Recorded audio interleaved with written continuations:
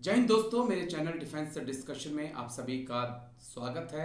दोस्तों, क्या भारत की खुफिया एजेंसी रॉ इस वक्त पाकिस्तान में एक्टिव है और आईएसआई को इसके बारे में कुछ पता नहीं चल पा रहा है? दरअसल पाकिस्तान के विदेश मंत्रालय की प्रवक्ता जहीरा बलोच ने आरोप लगाया कि भारत की खुफिया एजेंसी रॉ पाकिस्तान के अंदर घुसकर उसके नागरिकों को मार रही है। एक नहीं, दो नहीं, तीन नहीं, कम से कम 20 से ज्यादा नागरिकों को मारा जा चुका है। ये आरोप जो हैं लगाए गए हैं रॉ के ऊपर पाकिस्तान की विदेश मंत्रालय की प्रवक्ता की तरफ से। लेकिन ये इन आरोपों का आधार क्या है? इन आरोपों का आधार अमेरिका की वॉशिंगटन पोस्ट नाम का एक जो अखबार है उसमें एक रिपोर्ट छपी कि भारत की खुफिया एजेंसी ने किस प्रकार से पाकिस्तान के अंदर घुसकर ऑपरेशन को अंजाम दिया और उसी आधार पर पाकिस्तान ने आरोप लगा दिए। अरे जहीरा मैम, आईएसआई क्या पापड़ बेच रही थी?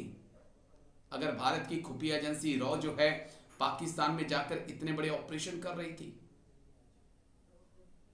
और आप तो वही लोग हो ना जिन्होंने हिंदुस्तान के अंदर आतंक फैलाया, जम्मू कश्मीर से लेकर पंजाब से लेकर दिल्ली तक अटैक करवाए। अभी तो मैडम रॉ एक्टिव नहीं है। अगर रॉ जिस दिन एक्टिव होगी ना, 1971-70 में एक्टिव हुई थी, पाकिस्तान के 2 टुकड़े कर दिए थे, और फिर अगर रॉ एक्टिव होगी ना तो याद रखिए पाकिस्तान को 4 टुकड़े होने से कोई बचा नहीं पाएगा। अभी तो रॉ आपको सिर्फ मूवी का ट्रेलर दिखा रही है, असली मूवी बाकी है। जिस दिन असली मूवी आएगी ना उस दिन पता चलेगा कि पैरों तले आपके जमीन निकल गई है। बलूचिस्तान अलग होगा, सिंध अलग होगा, खैबर पख्तूनख्वा अलग होगा, और रह जाइएगा पंजाब में। लेकिन क्या वाकई में ऐसा है? हमने इसको लेकर एक्सपर्ट से बात की है, और जो एक्सपर्ट ने कहा है ना, सुनने लायक है, मजेदार है। सुनिए जरा क्या कुछ एक्सपर्ट कह रहे हैं इसको लेकर कि रॉ एक्टिव है कि नहीं है। लगातार पाकिस्तान से ऐसे खबरें आ रही हैं कि रॉ वहां पर बहुत ज्यादा एक्टिव है, और पाकिस्तान की विदेश मंत्रालय की प्रवक्ता जहीरा बलोच ने माना है कि भारत ने पाकिस्तान के अंदर घुसकर कई लोगों की हत्याएं कराई हैं। क्या वाकई में रॉ एक रोल प्ले कर रही है वहां पर, या एक रॉ के नाम का खौफ इतना ज्यादा है पाकिस्तान आर्मी में कि जो कुछ हो रहा है रॉ के सर पे डाल दिया जा रहा है? राजेश जी, भारत सरकार ने कई बारी साफ और स्पष्ट किया है कि ना हमारी नीयत है ना हमारी नीति है कोई भी एक्स्ट्रा जुडिशियल किलिंग करने के लिए, चाहे भारत में चाहे किसी भी विदेशी देश में।